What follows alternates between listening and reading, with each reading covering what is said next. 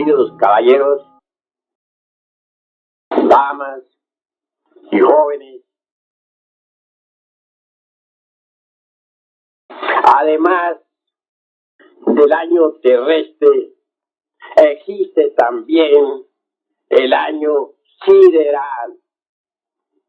Entiéndese por año terrestre el movimiento de la Tierra alrededor del Sol en 365 días y algunas fracciones con minutos y segundos. Obviamente, este año terrestre tiene 4 estaciones: primavera, verano, otoño e invierno. Mas también existe el año sideral. Tal año se realiza en 25.968 años con fracciones de minutos, segundos, etc. Durante el viaje de nuestro sistema solar acaecen cosas insólitas. Sucede que el sistema solar viaja alrededor del zodíaco desde su punto de partida original. Cuando regresa nuestro sistema solar al punto de partida original, después de haber recorrido todo el cinturón zodiacal, concluye el año. Obviamente, tal año tiene también 4 estaciones: primavera, verano, otoño e invierno. Primavera, la edad de oro. Verano, la edad de plata. Otoño, la edad de cobre. Invierno, la edad de hierro.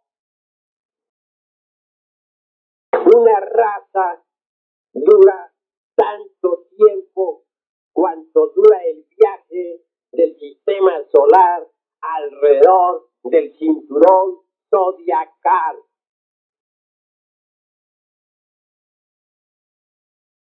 Nuestra raza actual, la raza aria, que puebla los 5 continentes del mundo,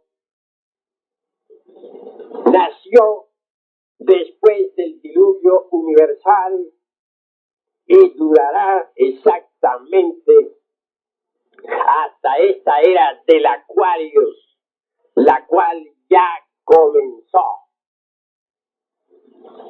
Obviamente el viaje de nuestro sistema solar se inició en Aquarius y termina en Aquarius. Antes de que este viaje en el que estamos se hubiera iniciado, nuestro sistema solar previamente había realizado otro viaje.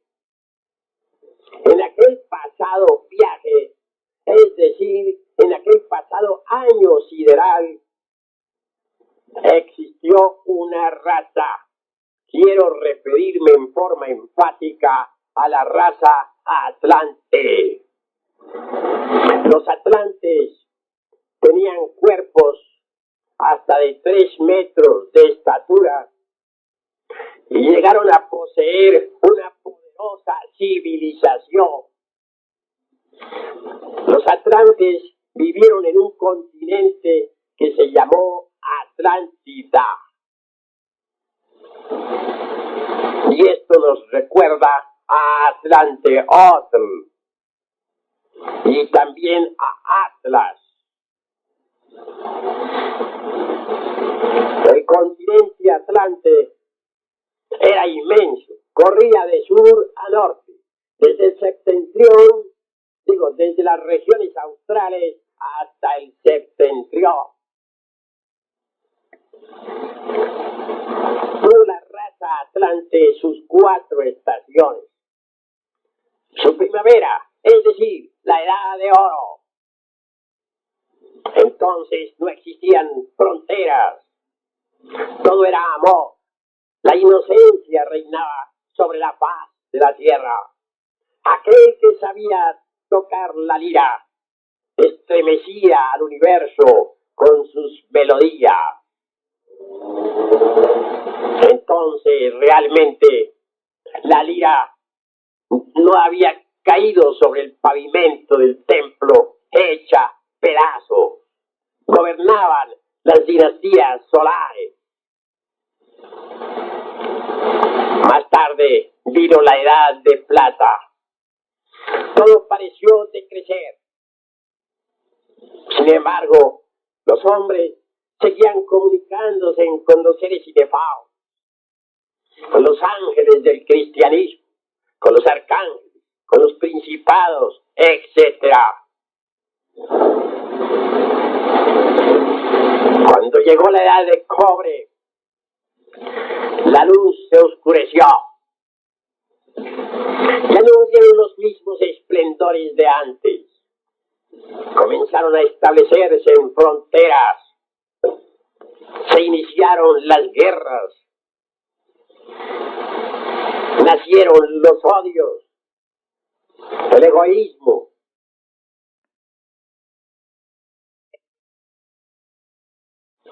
Y al fin llegó la edad negra, la edad de hierro. Obviamente la edad de cobre fue la precursora de la edad de hierro Atlante. La edad de cobre fue el otoño. La edad de hierro fue el invierno. En la edad de hierro, los atlantes desarrollaron una poderosa civilización. Crearon cohetes atómicos que podían viajar hasta la luna. Crearon cohetes atómicos que pudieron viajar a Mercurio, a Venus, a Marte y en general a todos los planetas del sistema solar. Los atlantes fueron expertos en trasplantes. No solamente trasplantaron vísceras como las del corazón, riñones, páncreas, etc., sino que también aprendieron a traspasar cerebros. Esto de trasplantar cerebros fue ya el colmo en la ciencia de los trasplantes. Así hubieron sujetos que pudieron continuar viviendo con cuerpos diferentes y sin interrupción, trasplantando su cerebro de un organismo a otro. La ciencia de los atlantes fue formidable. Aún hay cavernas secretas en los Himalayas donde se conservan ciertos aparatos mecánicos que pueden transmitir telepáticamente el conocimiento a quien lo desee. No necesitaban pues los atlantes devanarse en tanto los sesos para adquirir conocimiento. El alumbrado de los atlantes era atómico, y bien sabemos que hay ciertas cavernas en el Asia donde aún se conservan lámparas atómicas que devienen de los atlantes. Aprendieron los atlantes también a utilizar la energía solar.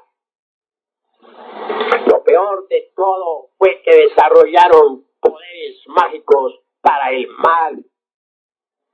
Los atlantes, además de ser científicos, eran magos. Podían construir un robot mecánico y dotarlo. Bien sabían los atlantes que los elementos del fuego, de los aires, de las aguas, están habitados. Para ellos, los elementales de la naturaleza, eso que los cuentos de niños pequeños llaman hadas, o gnomos, o salamandras, o silfos, eran una tremenda realidad. Aún poseían el sentido de la clarividencia. Y es obvio que mediante ese sentido podían perfectamente ver no solamente el mundo tridimensional de Euclides, sino aún más, podían ver también la cuarta coordenada, y la quinta, y aún la sexta y séptima. Entonces, repito, se apoderaban de cualquiera de esas criaturas, de los elementos, criaturas invisibles para los sentidos ordinarios, y la metían dentro de su robot. Tales robots, de hecho, se convirtieron en seres inteligentes, en seres que servían a sus amos.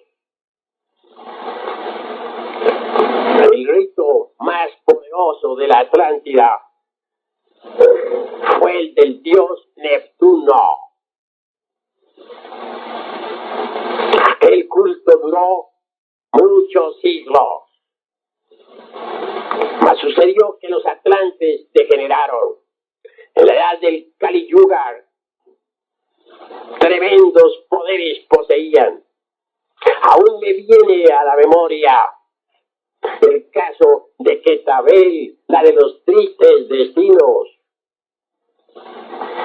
Esa Quetzalbel era extraordinaria, una reina que se hizo inmortal. Cuando alguna glándula se le envejecía, trataba de atrofiársele, los científicos se la extraían y reemplazaban por otra. Mas no solamente manejaban la endocrinología los atlantes, sabían que las glándulas de secreción interna están relacionadas con los talvas, es decir, con las fuerzas sutiles de la naturaleza, y conocían esas vibraciones de los talvas. Entonces las manejaban. Quetzalbel, las de los tristes destinos, vivió millares de años. Desgraciadamente, Quetzalbel estableció en la Atlántida la antropofagia. Se inmolaban niños, mujeres, jóvenes, en aras de sus cultos religiosos a las potestades de las tinieblas. Y después las multitudes se lanzaban sobre aquellos cadáveres de los cuales se había extraído el corazón, y naturalmente trataban de devorar sus carnes. Mas antes de que estos cadáveres fueran arrojados a las multitudes, eran llevados al laboratorio. Entonces se les extraía las glándulas para servicio de Quetzalbel, la de los tristes destinos. La Atlántida degeneró en magia negra y antropofagia. Podían los atlantes fabricar un monstruo mental y luego cristalizarlo con la voluntad. Posteriormente lo alimentaban de sangre. Las guerras atlantes en los últimos tiempos fueron espantosas. Se usó la energía nuclear. Bombas atómicas acabaron con las preciosas ciudades de la Atlántida. Mas al fin terminó el sistema solar su viaje alrededor del cinturón zodiacal. Cuando eso sucedió, hubo una revolución de los ejes de la Tierra. y los mares se desplazaron cambiando de lecho. Lo que eran polos se convirtieron en Ecuador. Lo que era Ecuador se convirtió en polo. Crecieron millones de personas. Todas esas poderosas ciudades de la Atlántida quedaron sumergidas entre el océano que lleva su nombre. Viéneme a la memoria en estos momentos el caso de las multitudes que invadieron cierto templo entre los terremotos, el fuego y las inundaciones.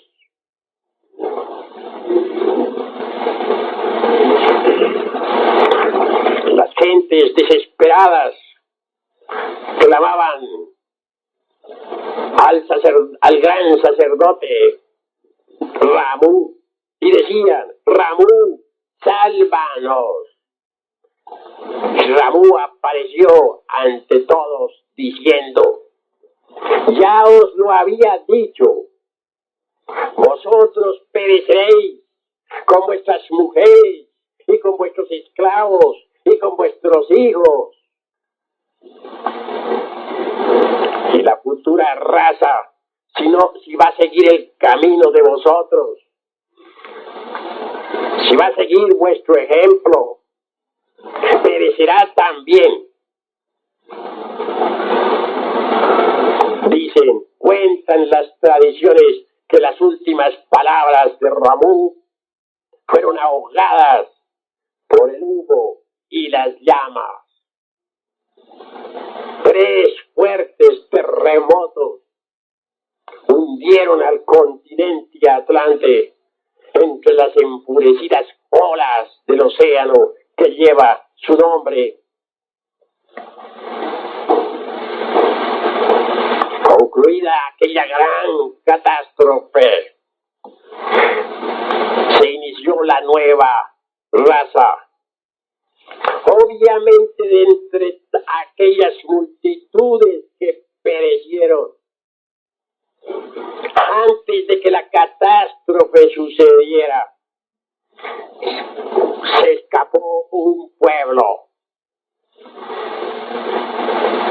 Dicen las tradiciones que un gran maestro llamado Vaibhasvata, el Noé bíblico, indudablemente, llamó a las gentes para decirles lo que iría a suceder.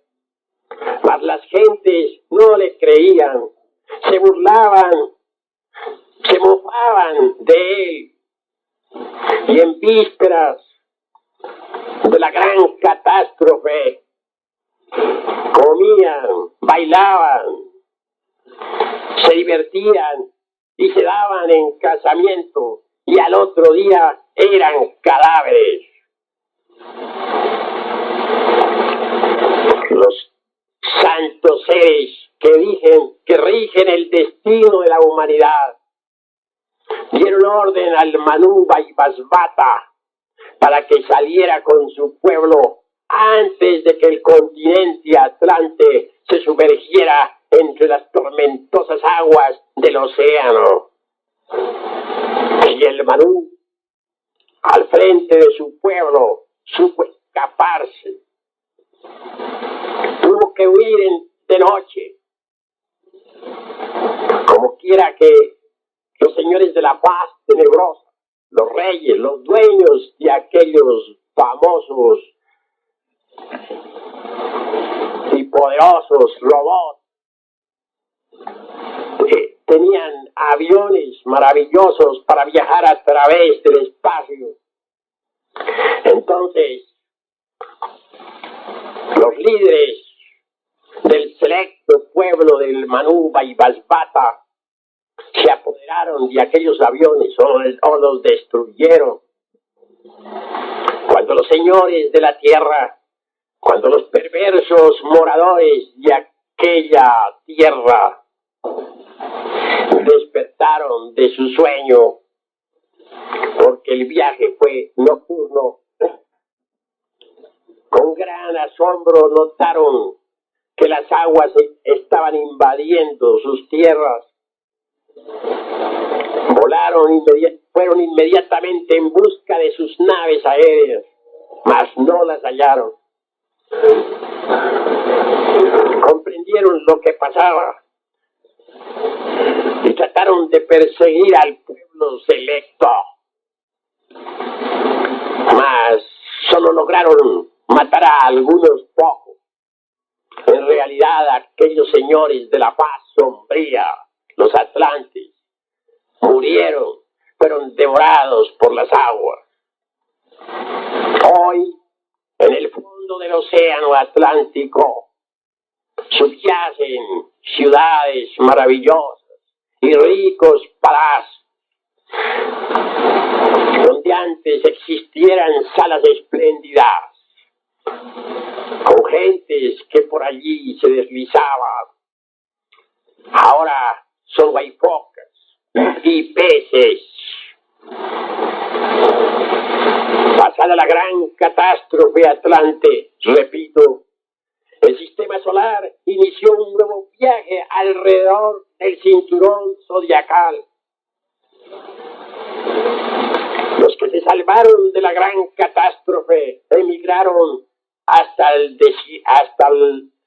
altiplano que está situado en la meseta central del Asia y que hoy se llama Tíbet. Fue en ese Tíbet, fue en esa meseta central del Asia, donde los sobrevivientes se mezclaron con los hiperbóreos, con los nórdicos, para originar la nueva raza, nuestra raza, la raza aria. Después del diluvio se inició un nuevo viaje alrededor del cinturón zodiacal.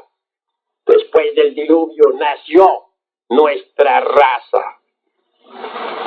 Obviamente, cada raza tiene 7 subrazas. La primera subraza se formó en la meseta central del Asia, que entonces se llamaba la misma Achad. La segunda subraza floreció en la India. Y las migraciones llevaron, pues, a la humanidad hasta las tierras de Persia, Caldea, Egipto, donde floreciera la tercera subraza de la gran raza aria. La cuarta subraza fue formada por griegos y romanos. La quinta está formada por germanos, ingleses, etc. La sexta se formó aquí en la América Latina.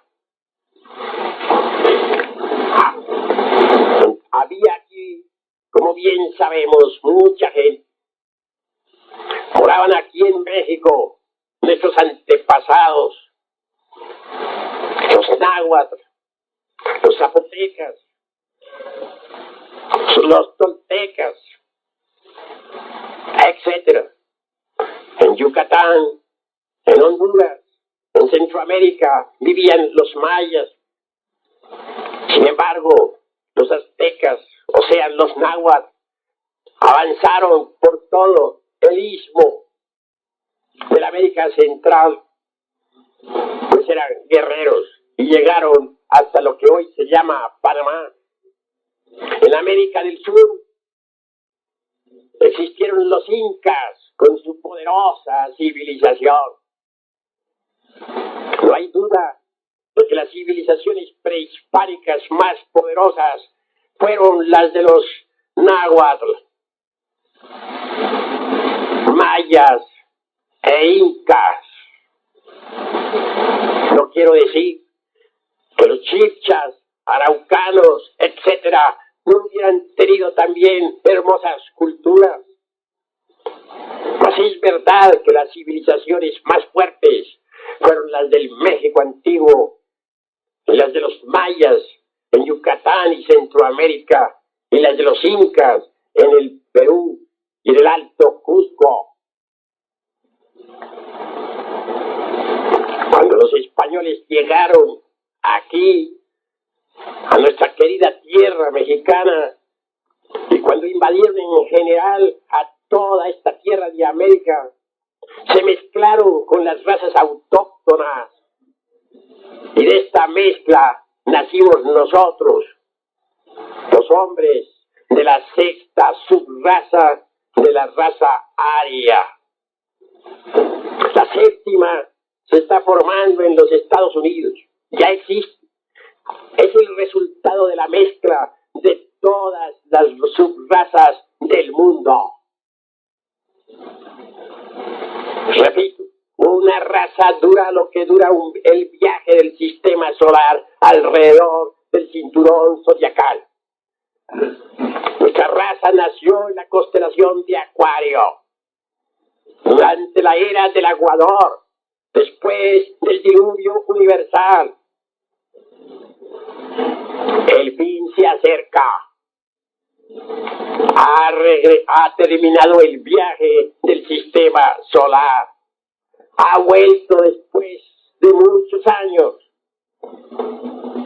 al punto inicial de partida. En estos precisos momentos nos encontramos en la era del Aquarius. Esta era se inició de febrero del año 1962, entre las 2 y 3 de la tarde. Entonces, todos los astrónomos del mundo pudieron ver con sus telescopios el embotellamiento del tránsito celeste bajo la constelación del aguador. Lo que estamos diciendo está pues debidamente documentado.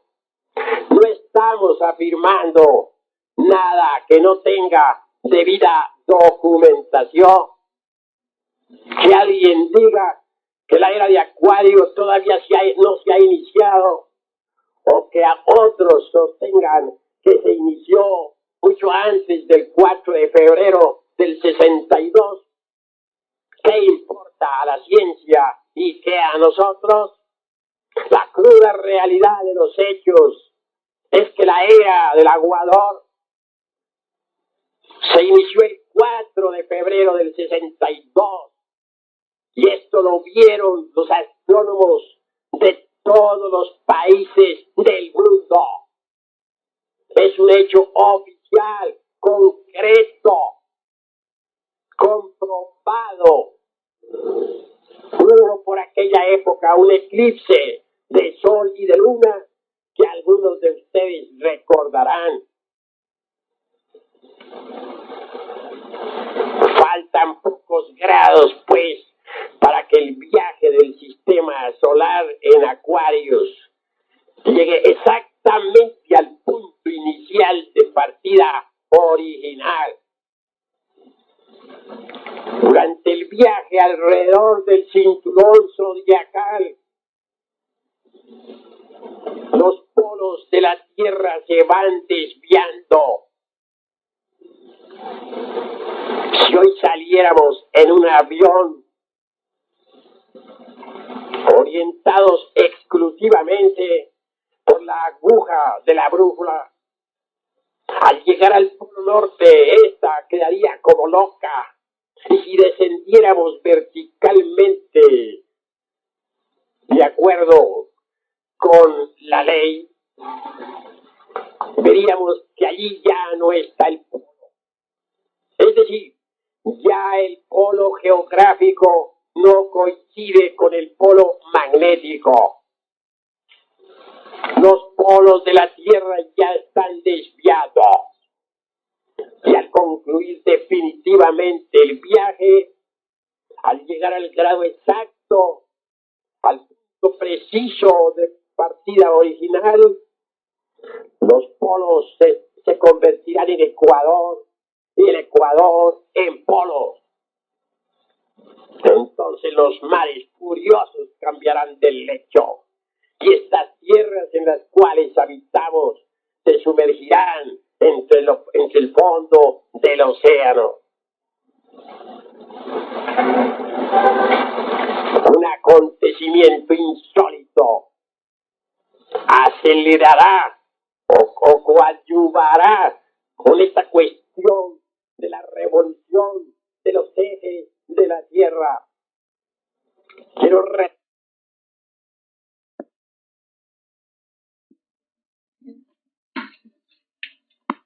de los ejes de la Tierra. Quiero referirme al caso de Hercólubus.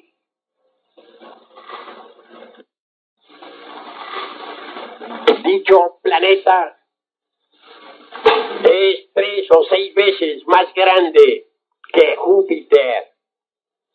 Pertenece a un sistema solar muy lejano, al sistema solar de Tilo. Este sistema se está acercando a la Tierra. Los astrónomos ya tienen ante su vista a Hercólubus. Es un gigante poderoso. Hercólubus pasará por un ángulo del sistema solar.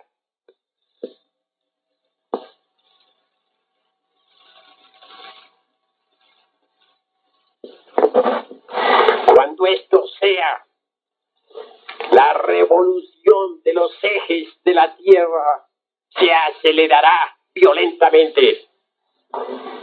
Y entonces vendrá la catástrofe. Algunos científicos pretenden alejar a Hercólubus con explosiones atómicas, mas esto resultará inútil. Es imposible con puras bombas atómicas alejar a un planeta monstruoso, gigantesco, poderoso. Antes de que existiera la Atlántida,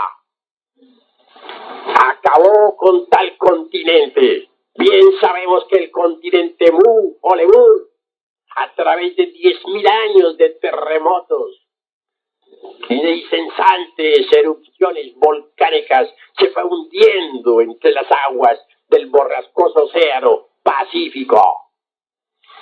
Cuando Hercólubus pasó al final del Kali Yuga, por un ángulo del sistema solar, al final del Kali Yuga del continente Atlante, vino el diluvio universal. Los mares se desplazaron cambiando de lecho y se acabó la Atlántida. Restos de la Atlántida son las Antillas, como restos del continente Mu son la isla de Pascua frente a la costa de Chile, o el archipiélago de la Oceanía, Australia, etc. Así pues, cuando Hercólubus pase nuevamente por este ángulo del sistema solar, pueden estar ustedes absolutamente seguros que vendrá la otra catástrofe.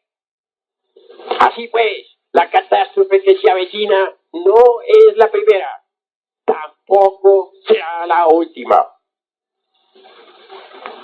Si estudiamos cuidadosamente la piedra solar, el calendario azteca, encontraremos allí una sabiduría extraordinaria. Dicen los náhuatl que los hijos del primer sol fueron devorados por los tigres, que los hijos del segundo sol fueron arrasados por fuertes huracanes y que se convirtieron en monos o changos, que los hijos del tercer sol perecieron por sol de lluvia, de fuego y grandes terremotos y se transformaron en pájaros. Dicen que los hijos del cuarto sol fueron tragados por las aguas y que se convirtieron en peces. Más nada dicen sobre los hijos del quinto sol. Hacia investigamos a fondo cuál ha de ser la suerte de los hijos del quinto sol. No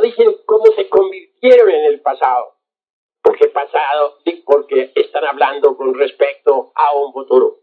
Mas si dicen cómo habrán de perecer. Pronostican, ya hablando para el futuro.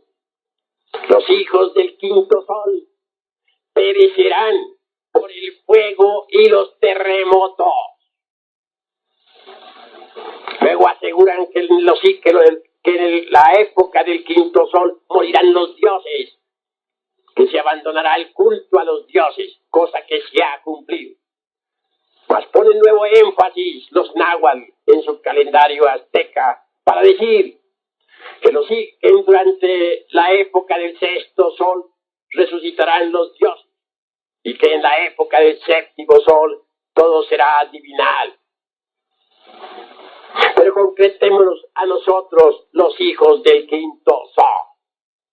Obviamente los hijos del primer sol fueron los hombres que vivieron en una tierra primigenia hace más de 300 millones de años, en la tierra protoplasmática. Se dice que fueron devorados por los tigres porque eran hijos de la sabiduría. Eran los hombres protoplasmáticos.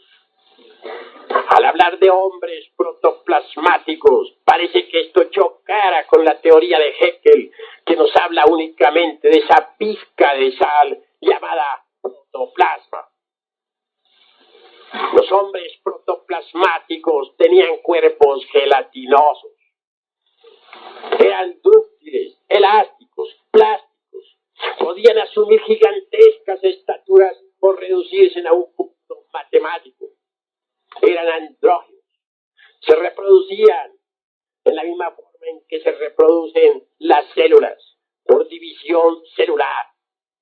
Ese fenómeno de reproducción quedó precisamente en nuestra sangre. Así vemos cómo las células se dividen en dos y las dos en cuatro para reproducirse. Que fueron devorados por los tigres, sí, la sabiduría. Cuando se habla de los hijos del segundo sol, que fueron arrasados por fuertes huracanes, se habla realmente en forma esotérica. Los hiperbóreos tenían cuerpos andróginos, pero algo menos gelatinosos, más gaseosos. Se dice que se transformaron en changos, es decir, que se degeneraron y perecieron. Se habla también en la cultura de nuestros antepasados de Anáhuac sobre los hijos del tercer sol, los lemúes. Estos eran hermafroditas gigantescos, tal como vemos sus representaciones en aquellas esculturas que están en Tula. Se reproducían por gemación.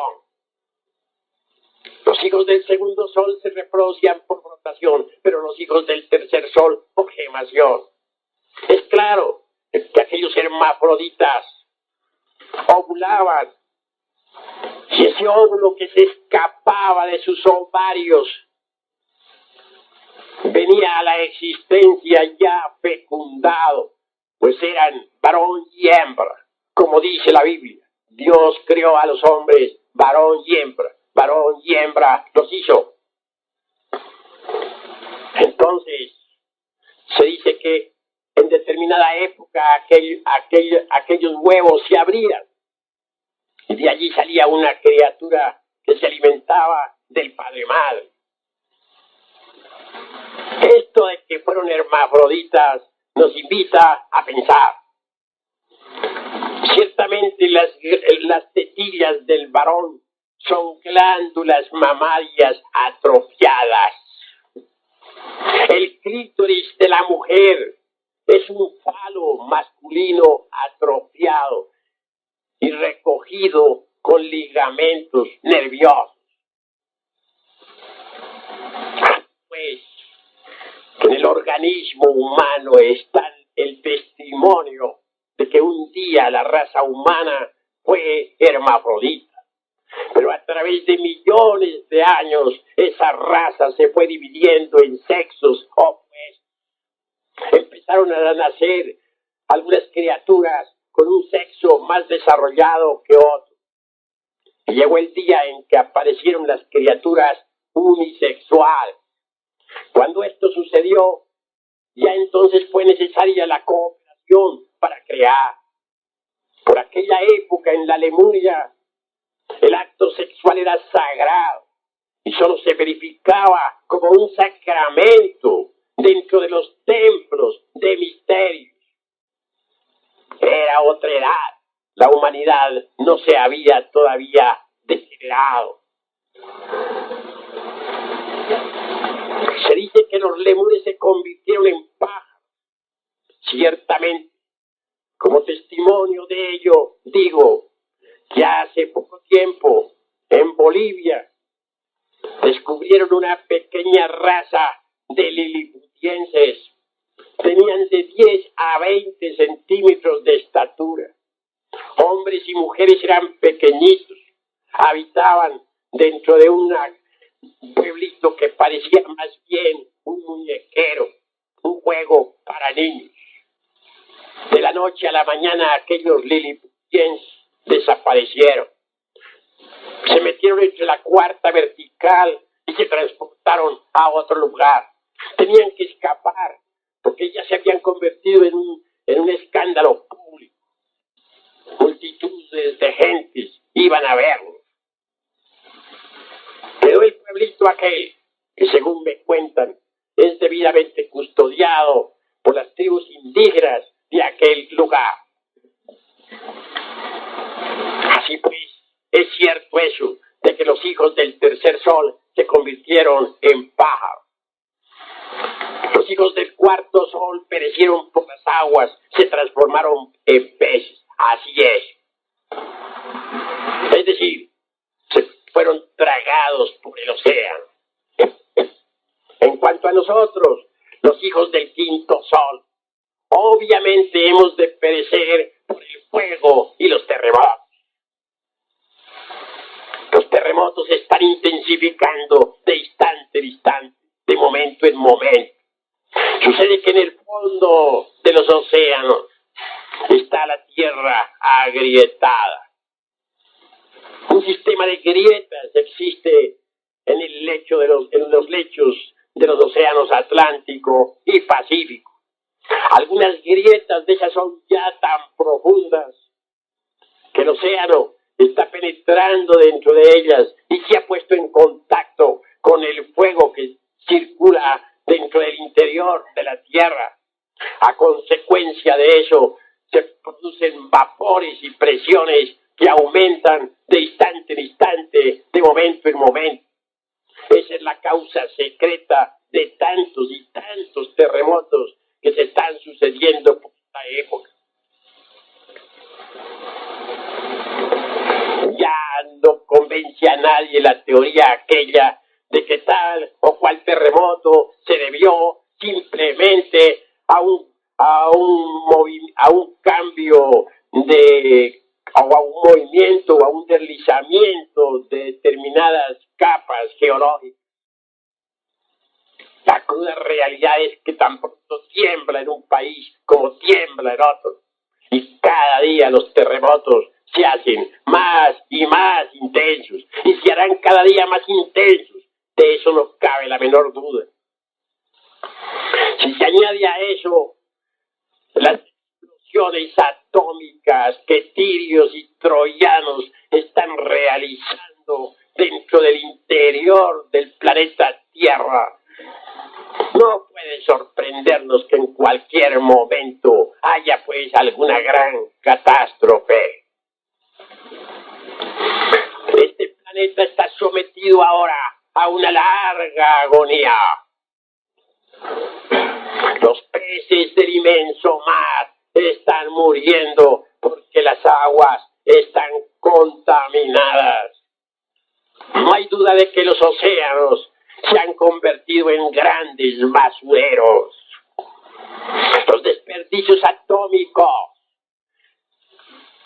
pueden ocasionar en cualquier momento catástrofes tremendas. Los recipientes que se usan para guardar a los desperdicios atómicos realmente no sirven. Y en cualquier momento, repito, pueden provocar grandes catástrofes. Los abonos químicos están actualmente esterilizando la tierra. Los bosques están siendo talados. Las ciudades están llenas de smog. Hay científicos que afirman que al paso que vamos, dentro de 40 años, la humanidad habrá terminado por el smog. Así pues, los ríos, los mares, la atmósfera está contaminada. El planetario en que vivimos, cada uno de nosotros atrae determinados tipos y subtipos de energía que transforma y transmite a las capas anteriores de la Tierra. Así pues, la vida orgánica es necesaria para la Tierra. Sin la vida orgánica, la Tierra se convertiría en un gran desierto, en un gran Sahara. Desgraciadamente, todo está siendo alterado. Los cazadores están acabando con todas las especies animales. En el África se han hecho las famosas reservaciones porque ya los cazadores realmente no estaban dejando viva criatura alguna. Estaban terminando con las especies de la naturaleza. Adiós para la vida están siendo talados. Los frutos de la tierra han sido adulterados por los aviondos. Ya es difícil conseguir manzanas puras sin adulteración. Un árbol que no ha sido adulterado, un árbol sin injertos, atrae específicamente la energía cósmica que le corresponde y luego la transforma y transmite a las capas anteriores de la tierra. Pero un árbol que ha sido injertado no podría cumplir tan preciosa misión. Sus frutos están ya también alterados, ya no capturan, ya no se cargan con esa energía cósmica maravillosa con que antes se solían cargar. Y dentro del organismo humano ya no llevan los mismos principios vitales que antes. Así pues, hoy en día vemos, sobre todo en la California del Norte, frutos bellísimos que son una fiesta para los ojos, pero que realmente no producen en el organismo los mismos efectos que producen los frutos que no han sido alterados por los injertos. Al paso que vamos, la tierra entera está siendo sometida a una pavorosa agonía. Y esto tiene que llegar a un fin. Nostradamus, ese gran astrólogo que viviera en la Edad Media, afirma que en el año 1999 Hercólogos pasará cerca a la tierra. Aclara Nostradamus en sus centurias diciendo: entonces veremos como dos soles. Y hace énfasis para sacar como consecuencia el fin de la presente raza aria. Obviamente esto tiene que llegar a un final. Por de pronto han habido dos guerras mundiales pavorosas. La de 1914 a 1918 y la de 1939 a 1945. Más viene una tercera guerra mundial que será peor que la primera y que la segunda guerra. Y es que cuando el ser humano está lleno de odio, cuando carga en su interior los factores que producen incuestionablemente tienen que haber guerras. Me viene en este momento a la memoria Daniel el profeta. Decía Daniel que había visto en visión un gran océano y que 4 vientos combatían entre sí. Después relataba que había visto también a 4 bestias que salían de entre el fondo de las aguas. La primera bestia, dice, era semejante a un león. Tenía alas de águila y le fue dado corazón de hombre.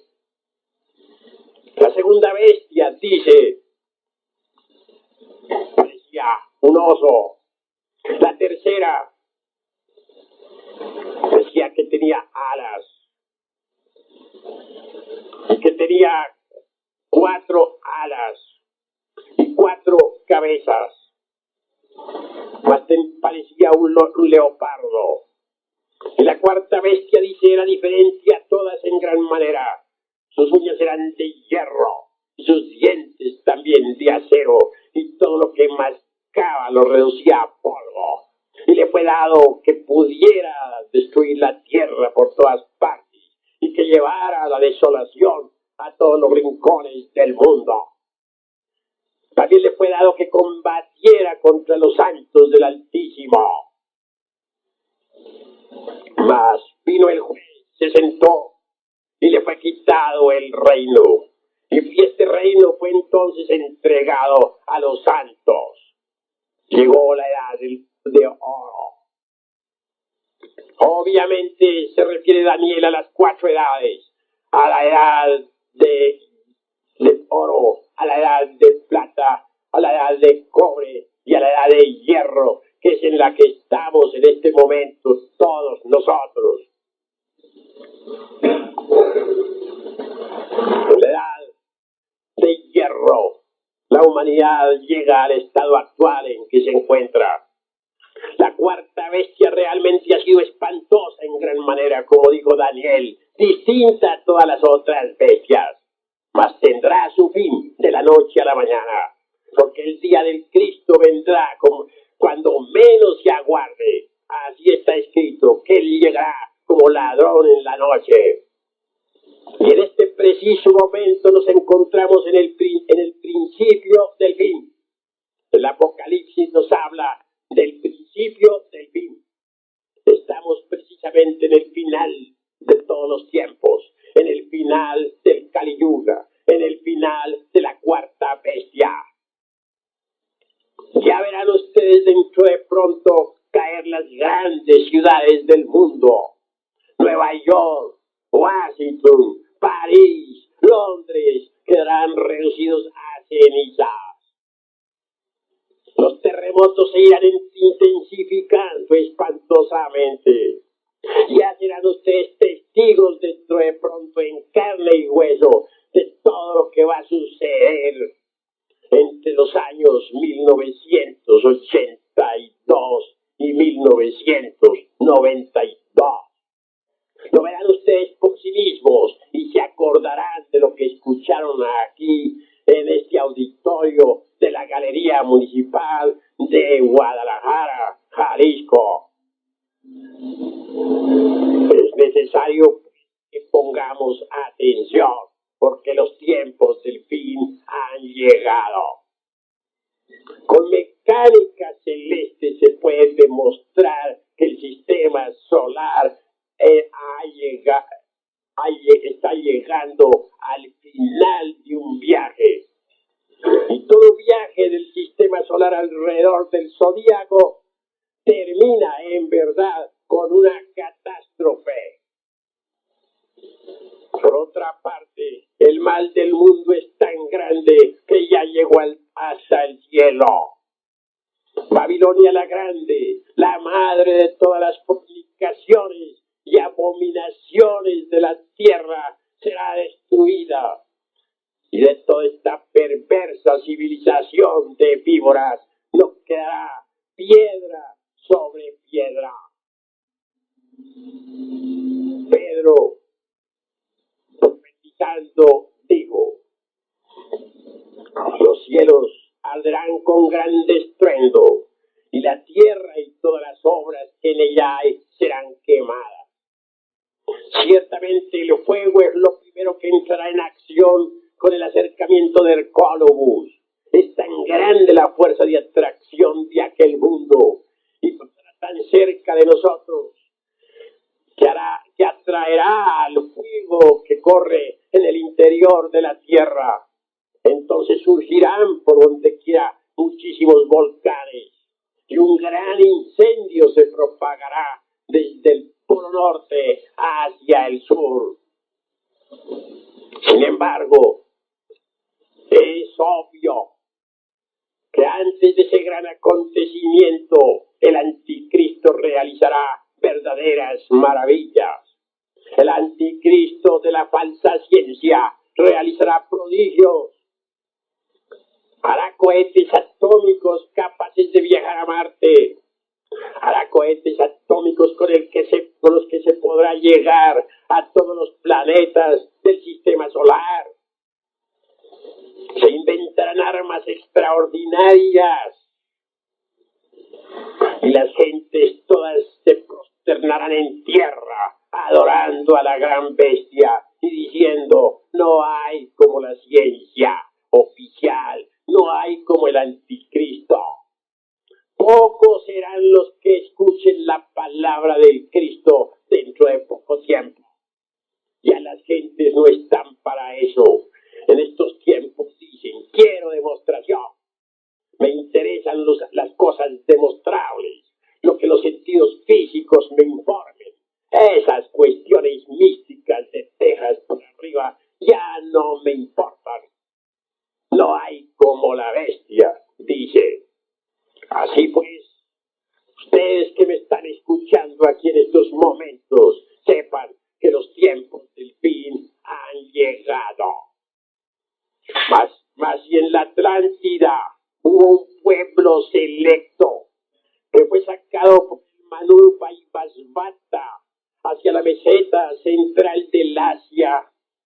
También en este tiempo habrá un pueblo selecto que será sacado de entre el humo y de las llamas antes de la gran catástrofe. ¿Quiénes habrán de formar ese pueblo selecto? Ese pueblo selecto estará formado por aquellos que se autoexploren a sí mismos, por aquellos que eliminen sus defectos psicológicos, por aquellos que acaben con el culto al ego, al mí mismo, al sí mismo. Ese pueblo selecto estará formado por hombres y mujeres de buena voluntad, por gentes de verdad dispuestas a transformarse radicalmente. Ese pueblo selecto se ha llevado a cierto lugar del Océano Pacífico. Ese pueblo selecto vivirá por aquellos días en una región desde donde podrá ver la lucha, el duelo a muerte entre el fuego y el agua durante 2 siglos. Y cuando el doble arco iris aparezca sobre las nubes, señal de una nueva alianza de Dios con los hombres, ese pueblo selecto habitará en tierra nueva y en cielos nuevos. Entonces amanecerá la edad de oro. Por eso fue que Virgilio, el poeta de Mantua, dijo: ya llegó la edad de oro y una nueva progenie manda. Hasta aquí mis palabras. Muchas gracias.